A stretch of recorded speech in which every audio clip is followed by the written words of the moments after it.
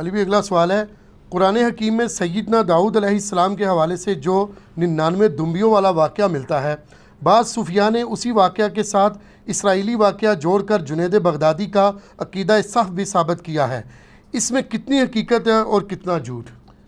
یہ جو واقعہ ہے نا جی 99 دمبیوں والا، اس واقعے کے ساتھ بہت بڑا کھلواڑ ہوا ہے جی، صوفیاء نے کیا ہے خصوصاً، اور جو چند سمجھ لیں ان پڑھ جاہل قسم کے مفسرین ہیں انہوں نے بھی حرکت کی ہے کہ انہوں نے داؤد علیہ السلام کے اوپر ایک جھوٹی تہمت لگا دی اسرائیلی روایات کی بنیاد پہ، اور صرف اسرائیلی روایات نہیں ہے، آج بھی آپ کو جو انجیل مقدس ملتی ہے نا انارکلی سوسائٹی لاہور والوں کی، وہ آپ کو PDF بھی اس کا گوگل میں مل جائے گا، جی، اس میں آپ کو پتا انہوں نے تورات، زبور، انجیل اس سب کو اکٹھے فارم میں چھاپ دیا، اس کا نام ہے کتاب مقدس۔ جی، اس میں اولڈ ٹیسٹمنٹ اور نیو ٹیسٹمنٹ دونوں موجود ہیں۔ اس میں جو اولڈ ٹیسٹمنٹ میں آپ اگر پیدائش والے چیپٹر میں حضرت داؤد علیہ السلام کے حوالے سے پڑھنا شروع کریں گے تو آپ کو ملے گا کہ داؤد علیہ السلام کے بارے میں نعوذ باللہ کہ ان کی نظر ایک دفعہ ایک اپنے صحابی کی بیوی پہ جو اپنے چھت پہ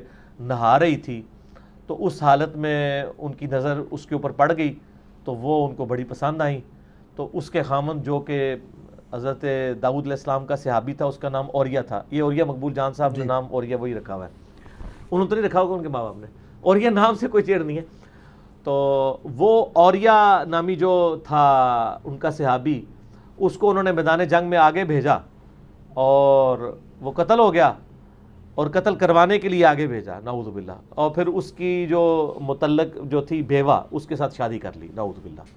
تو وہ اس واقعے کو ریلیٹ کرتے ہیں، یہ 99 دمبیوں والا واقعہ جو سورہ صاد کے اندر آیا ہے کہ جی حضرت داؤد علیہ السلام کو ان کی زندگی کی ایک بہت بڑی غلطی کے اوپر اللہ تعالیٰ نے تنبیہ کی ہے، اور وہ واقعہ یہ تھا، اور اس کو پھر کشف المحجوب میں جو صحف اور سکر کا چیپٹر باندھا ہے اس میں انہوں نے 2 ٹرمنالوجیز تصوف کی ڈسکس کی ہیں، ایک صحف کی، صحف کہتے ہیں جان بوجھ کے کوئی کام کر لینا، ایک صحف ہوتا ہے سین کے ساتھ، وہ ہوتا ہے بھول جو سجدہ صحف، ایک سواد والا صحف ہوتا ہے وہ ہوتا ہے ہوش میں کوئی کام کرنا۔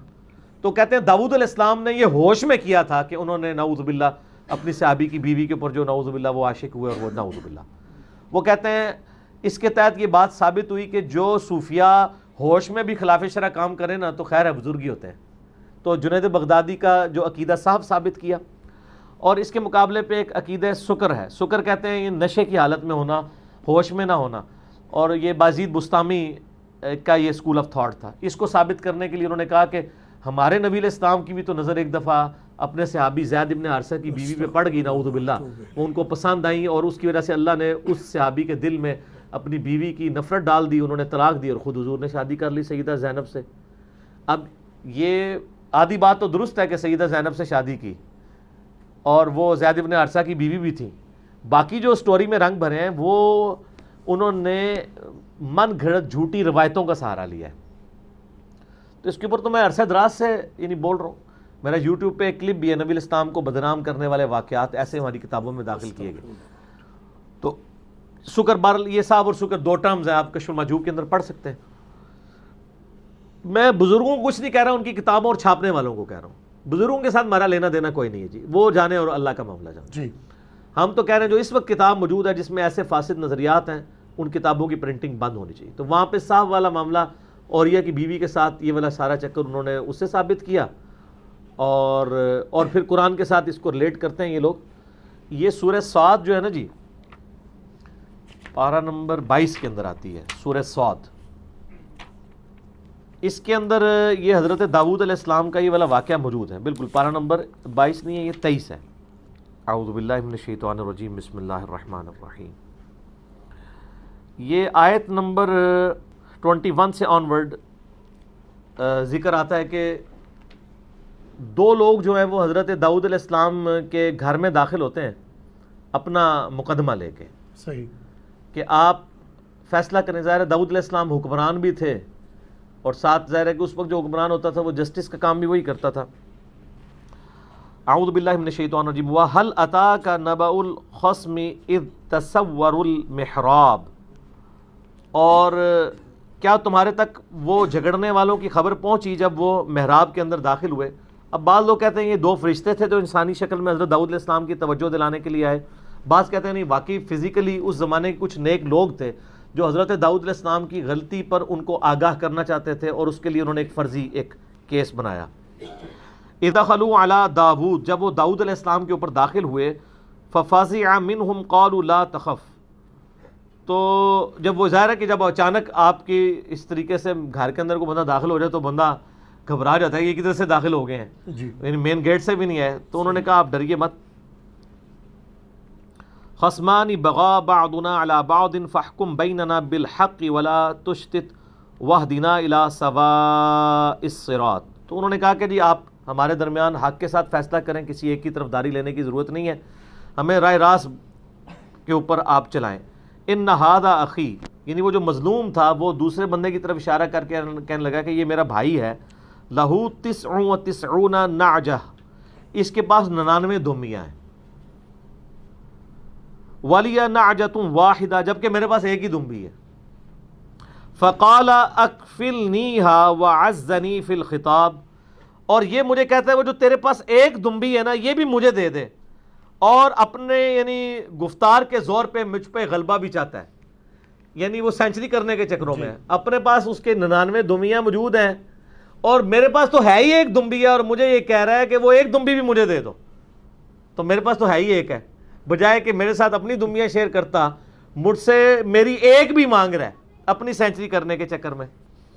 اچھا، یہ وہ 99 دھمیوں والا واقعہ ہے۔ جی جی قال لقد ظلمك بسؤال نعجتك الى نعاجه، تو حضرت داؤد علیہ السلام نے وہی کہا جو ہم نے بھی یعنی یہی کہیں اس کے جواب میں، ان کا یہ تو بڑا ظالم آدمی ہے جو تجھ سے اس قسم کی ڈیمانڈ کر رہا ہے کہ وہ تمہاری ایک دمبی کو اپنی 99 دمبیوں میں ملانا چاہتا ہے۔ وَإِنَّ كَثِيرًا مِّنَ الْخُلَطَاءِ لَيَبْغِي بَعْضُهُمْ عَلَى بَعْضٍ، اور پھر ساتھ داؤد علیہ السلام نے کہا کہ اکثر لوگوں کا حال یہی ہے کہ وہ اپنے جو ساتھی جو ان کی مجلس کے لوگ ہوتے ہیں ان کے ساتھ زیادتی کر جاتے ہیں، بعض کے ساتھ۔ الا الذین آمنوا، ہاں جو ایمان لائے، وعملوا الصالحات، اور جو نیک عمل کرنے والے ہیں، وقلیل ما ہم، یعنی وہ جو نیکوکار لوگ ہیں نا وہ بچ جائیں تو زیادہ بات ہے، عموماً یہی دیکھا گیا کہ لوگ اپنے جو ساتھیوں کے ساتھ اس قسم کی زیادتی کرتے ہیں۔ وظن داود، اس وقت پھر داؤد کا گمان اس طرف گیا، انما فتناہ فاستغفر ربہ وخر راکعا واناب، داؤد علیہ السلام کو فوراً کھٹک گئی کہ یہ اس واقعے میں اللہ نے مجھے آزمایا تھا، تو فوراً انہوں نے استغفار کی اللہ کی طرف، اور وہ فوراً حالت رکوع میں اللہ کی طرف جھکے۔ یہ آیت سجدہ بھی ہے، تو وہ رکوع کیا ٹو باؤ ڈاؤن کرنے سے بھی سجدہ ہو جاتا ہے۔ اللہ اکبر، سبحان ربی العظیم۔ تو ماتھا رکھنا اعلیٰ ترین درجہ ہے۔ مسئلہ نمبر 115 میرا اس کے اوپر مسئلہ نمبر 119 ریکارڈڈ موجود ہے آیات سجدہ کے اوپر، اس میں بھی میں نے اس قرآن حکیم کے جو 15 سجدے ہیں، 14 نہیں ہے سر 15 ہیں، جیسے قبر میں 3 نہیں 4 سوال ہیں، قرآن میں بھی 14 نہیں 15 سجدے ہیں، تو اس میں میں نے بتایا تھا۔ اب وہ کہتے ہیں دیکھیں اس سے پتہ چلا کہ داؤد علیہ السلام کو اللہ تعالیٰ سے تنبیہ کی اور ان کی غلطی کا ان کو احساس ہوا، ان کو یہ پتہ چلا کہ اس سے مجھے آزمایا جا رہا ہے، تو اس میں پھر وہ سٹوری میں رنگ اس طرح بھرتے ہیں، اور یہ رنگ بھرا یہودیوں نے، اور ایک سٹوری انہوں نے ڈیوائس کی جو تورات کے اندر آج بھی موجود ہے ڈال دی۔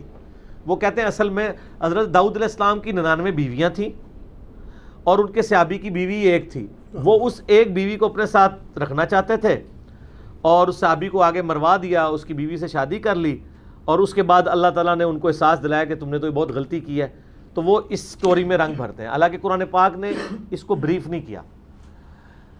اب محدثین کے اور مفسرین کے 2 گروہ سامنے آئے، ایک تو وہ اسی طرح کی سٹوری کو صحیح ماننا شروع ہو گئے، دوسروں نے دوسری سٹوری کو کہا یہ تو انبیاء کی یعنی عصمت کے اوپر حملہ ہے، اس طرح کے واقعات، انہوں نے کہا یہ ہے ہی کچھ نہیں ہے، یہ اللہ کو پتہ ہے کہ کیا واقعہ ہوا تھا۔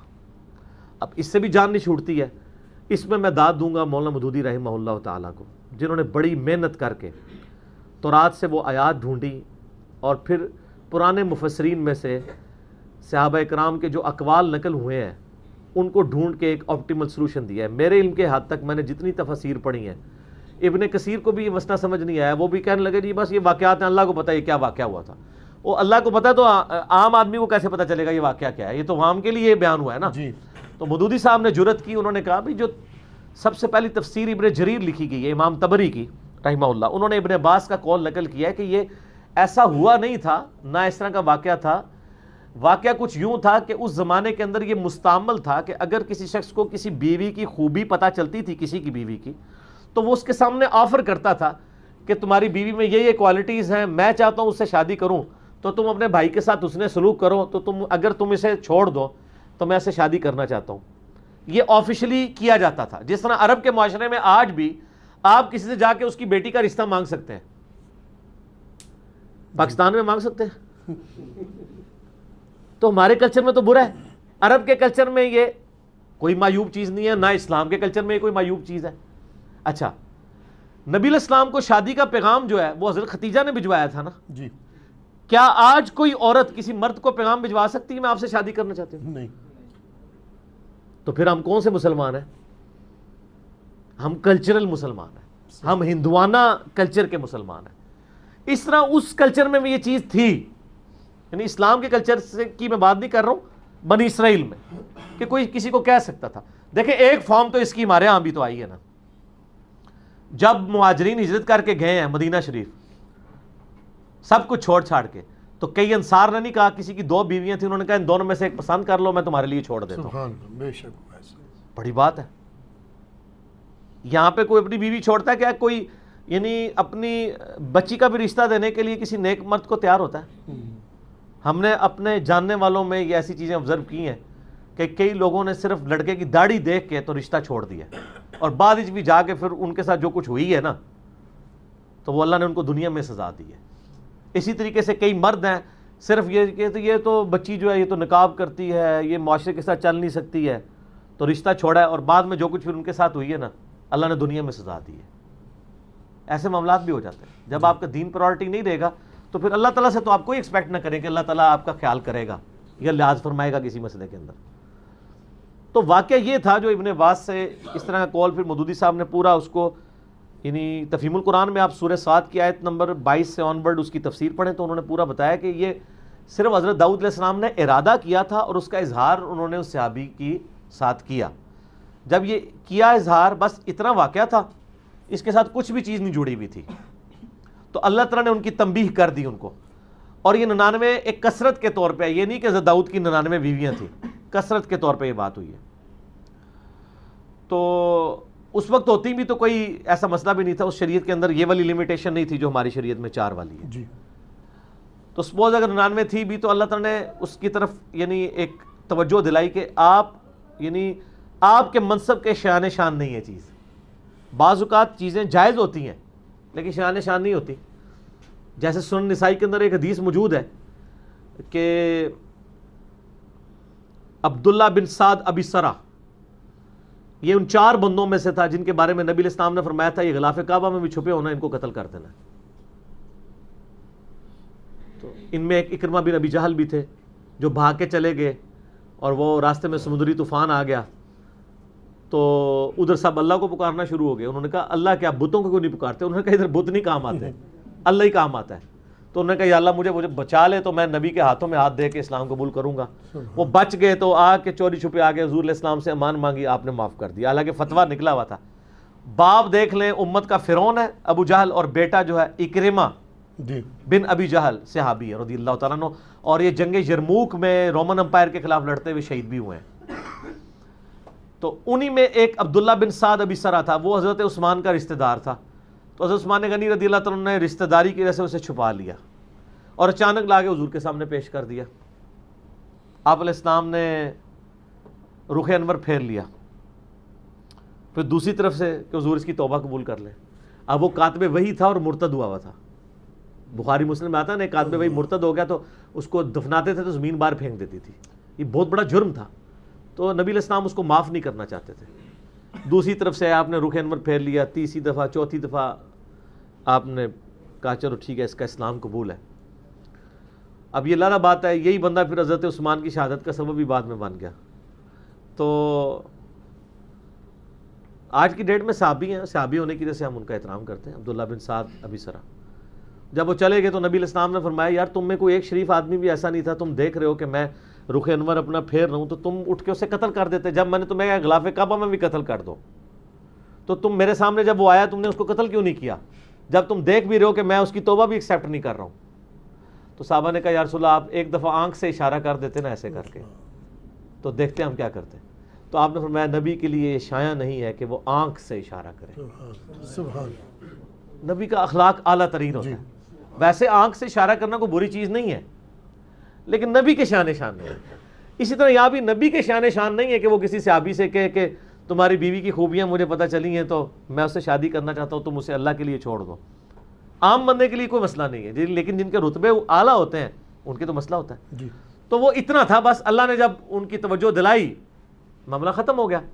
اب بائی چانس ایسا ہوا کہ وہ جو عورت تھی نا اس کا خاوند بائی چانس کسی جنگ میں مارا گیا, بعد میں یعنی جب وہ مارا گیا تو حضرت داؤد علیہ السلام نے اس سے نکاح کے لیے اپنی آفر کی اور وہ نکاح ہو گیا. اینڈ رزلٹ وہی نکلا. تو بیچ کی سٹوری پھر انہوں نے کہا اچھا دیکھیں نہیں ہوا ایسی نا, ایسی پہلے ہی کہندے سا. ٹھیک ہے, جس طرح ہوا تھا میں پچھلے دنوں جواد نقوی صاحب کے وہ مدرسے میں وزٹ کیا تو میں نے ہاتھ چھوڑ کے نماز پڑھی تو کہندے سی پہلے ہی کہندے سا بھئی تواڈے پہلے کہنے تو بھی پہلے, میں اہل حدیث دی مسجد بھی ہاتھ چھوڑ کے نماز پڑھتا تھا, میں تو دونوں چیزوں کو جائز سمجھتا ہوں. تو میں تو پہلے بھی پڑھتا ہوں, اب بھی پڑھتا ہوں, بعد میں پڑھوں گا, دونوں طریقوں سے. ٹھیک ہے, تو وہ رنگ پھر سٹوری میں انہوں نے بھرنے شروع کر دیے.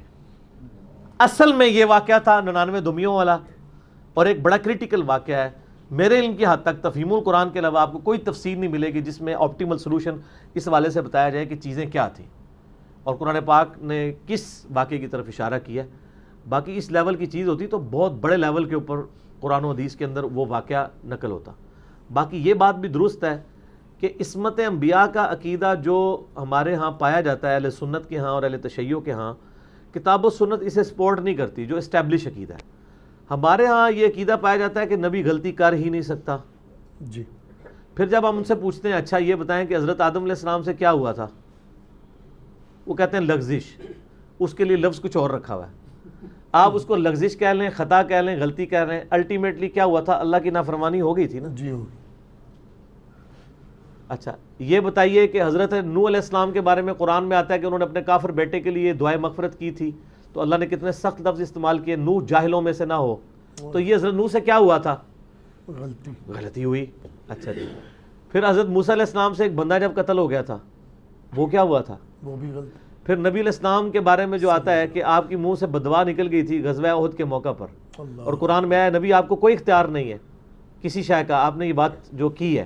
صحیح مسلم میں آتا ہے نا جب آپ کے 4 جان شہید ہوئے تو آپ نے کہا اس قوم کو کیسے ہدایت ملے گی جنہوں نے اپنے نبی کو زخمی کر دیا. تو انہوں نے اللہ تعالیٰ نے فرمایا تمہارا کوئی اختیار نہیں ہے. اور پھر اسی خالد ابن ولید کو جس کی وجہ سے دان شہید ہوئے اسلام کی دولت بھی ملی اور اسی مبارک زبان سے سیف اللہ کا لقب بھی ملا. اللہ کا اختیار ہے. اس طرح نبی علیہ السلام نے جو منافقین کے بہانوں کو قبول کر لیا, سورہ توبہ میں اللہ تعالیٰ نے فرمایا نبی اللہ آپ کو معاف کرے, آپ نے ان کو کیوں جانے دیا. نبی غلطی کر سکتا ہے, لغزش کر سکتا ہے, گناہ والا معاملہ نہیں ہوتا. ٹھیک ہے, تو عصمت انبیاء کا عقیدہ قطعاً یہ نہیں ہے کہ نبی کو معاذ اللہ ربورٹ ہے اور وہ کوئی غلط کام نہیں کرے گا. نہیں, غلط کام اگر اس سے ہو جائے اللہ تعالیٰ اس کی اصلاح فرما دے گا. لیکن نبی کے بعد اگر کسی سے غلط کام ہوگا اس کی اصلاح نہیں ہوگی, وہ اجماع امت نے حفاظت کرنی ہوگی یا کتاب و سنت کی روشنی میں آپ کو بتانا ہوگا, چاہے وہ خلیفہ راشدی کیوں نہ ہو. آپ دیکھیں نا حضرت عمر نے اپنے دور میں حج تمتع پہ بندی لگائی ہے تو باقی صاحب نے مخالفت کی ہے. صحیح مسلم کھول کے دیکھیں, غلطی تو ہوئی نا ان سے. خود ان کا اپنا بیٹا کہتا ہے, جامعہ ترمذی میں آیا کہ ان کا بیٹا آ کے حضرت عبداللہ بن عمر سے پوچھتا ہے کہ بتائیں حج تمتع کرنا جائز ہے. تو انہوں نے کہا یہ تو سنت ہے, تو جائز پوچھ رہا ہے. تو ان کے آپ کے ابا جی تو منع کرتے تھے. انہوں نے کہا بتاؤ اگر کسی چیز کو نبی علیہ السلام خود کریں اور حکم دیں اور میرا باپ کچھ اور کام کرے تو میرے نبی کی بات مانی جائے گی یا میرے باپ کی. تو انہوں نے کہا نبی علیہ السلام کی. تو انہوں نے کہا نبی علیہ السلام نے حج تمتع کیا. تمتع اس فارم میں کہ آپ نے حج اور عمرے کو جمع کیا, چاہے وہ قران کی شکل میں ہو چاہے تمتع کی شکل میں, ایک سفر میں دونوں کو جمع کیا. اور بخاری مسلم میں الفاظ آپ نے فرمایا قیامت تک کے لیے عمرہ حج میں داخل ہو گیا, کیونکہ مشرکین عرب حج کے دنوں میں عمرہ کرنے کو برا سمجھتے تھے. نبی علیہ السلام نے اس رسم کو توڑا. ٹھیک ہے, تو اور وہ قیامت تک کے لیے آج بھی 99% مسلمان حج تمتع کرتے ہیں. حج افراد تو بہت تھوڑے لوگ کرتے ہیں, وہاں کے رہنے والے لوگ ہی کرتے ہیں. تو اللہ تعالیٰ نبیوں کے ذریعے چیزوں کو اسٹیبلش فرماتا ہے، اور اگر انبیاء سے کسی معاملے میں لغزش ہو جائے تو اللہ تعالیٰ اس لغزش کو یعنی اس کی ریمیڈی فرما دیتا ہے. لیکن نبی کے علاوہ کسی اور شخص کی ریمیڈی اللہ نے نہیں کرنی ہے، وہ اجماع امت کرے گا اور آپ علمی اختلاف کے ذریعے کریں گے. اس پہ میرا مسئلہ نمبر 197 دیکھ لیں، اماموں کی گستاخی کا فتویٰ. میرے اوپر فتویٰ لگایا گیا، میں نے کہا آپ اماموں کی بات کرتے ہیں، صحابہ کرام میں بھی اگر کسی معاملے میں اختلاف ہوگا تو علمی دلائل دیکھے جائیں گے. اس میں نے کئی ایک مثالیں پیش کی ہیں کہ علمی دلائل کی روشنی میں آپ دیکھیں گے کہ کس کا موقف درست ہے کس کا درست نہیں ہے، اور ان علمی دلائل میں صحابہ کے ہی دو موقف ہوتے ہیں، تو ایک موقف کو ترجیح ہوتی ہے دوسرے کو نہیں ہوتی ہے. جی صحیح بخاری و مسلم دونوں میں آتا ہے، مروان بن حکم خود روایت کر کے امام زین العابدین کو کہتا ہے کہ میں اس جگہ پہ موجود تھا جب حضرت عثمان اور حضرت علی کے درمیان علمی اختلاف ہو گیا. حضرت عثمان حجۃ تمتع پہ بندی لگاتے تھے اور حضرت علی ان سے جھگڑ رہے تھے کہ آپ نبی کی سنت کو نہیں بدل سکتے. صحیح. تو حضرت عثمان نے جب دیکھا کہ ان کے پاس کوئی علمی دلیل تو نہیں تھی تو انہوں نے کہا علی تم ہمیں ہمارے حال پہ چھوڑ دو. تو حضرت علی کو غصہ آیا، انہوں نے کہا کہ میں پھر حجۃ تمتع کی نیت کرتا ہوں. پھر یہ بخاری مسلم دونوں میں نے کربلا والے ریسرچ پیپر میں بھی ڈالا ہے. پھر حضرت علی جب خلیفہ بنے تو انہوں نے پھر حضرت عثمان نے یہ جو پابندی لگائی تھی وہ اٹھا دی. حضرت علی کی اگر خلافت کے وہ 4-5 سال نہ ہوتے تو یہ امت سے یہ سنت اٹھ جاتی، لیکن اللہ تعالیٰ حفاظت کرواتا ہے. پھر حضرت معاویہ نے اپنے دور میں بھی حضرت علی کے ایک سمجھ لیں ان سے ٹسل کی وجہ سے اس پہ دوبارہ بندی لگانے کی کوشش کی، لیکن امت نے قبول نہیں کی.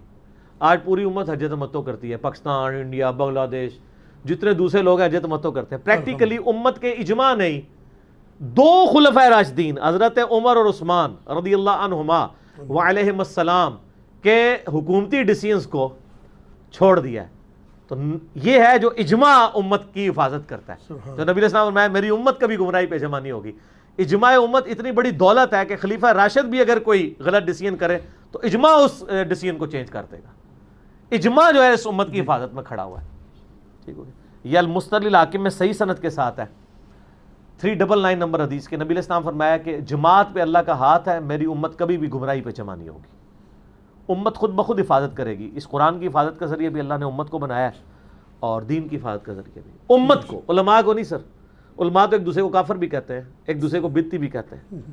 اور امت کا اجماع اتنا سٹرانگ اجماع ہے کہ آپ دیکھیں امت نے پہلے اجماع کر لیا تھا تصویر کے اوپر، علماء نے بعد میں کیا ہے. علماء دیکھا تصویر نہیں تھے کھنچواتے، امت کہتی تھی سمجھاتی تھی کہ سر یہ ہم کوئی عبادت کے لیے تصویریں کھنچوا رہے ہیں، سر دینی پروگراموں کی ویڈیوز ہونی چاہیے. بعد آپ مجھے بتائیں طارق جمیل صاحب کی جو ویڈیوز ہیں، ہمیں ان سے علمی اختلاف اپنی جگہ، لیکن جو فکر آخرت کے اوپر ان کی ویڈیوز ہیں کتنی بڑی نعمت ہے. 8 سے 100 سال کے بعد اگر کوئی انسان آتا ہے، ٹھیک ہے، تو آپ اس دور میں کوئی ان کے پیرلل میں بندہ نہیں دکھا سک رہے جو فکر آخرت میں اتنا پیارے انداز میں بولتا ہو. صحیح. تو آپ آنے والے 100 سال کے بعد آنے والے مسلمان کو ان کی اس تعلیمات سے محروم کرنا چاہتے ہیں.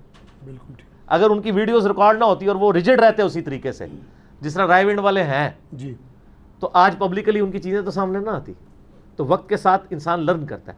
لیکن علماء عرب نے 70s میں ہی فتویٰ دے دیا تھا کہ یہ تصویر وہ ہے ہی نہیں ہے، یہ تو عکس ہے، یہ تو مرر والا ہے. نبی علیہ السلام بھی تو شیشہ دیکھتے تھے، کنگھی کرتے تھے،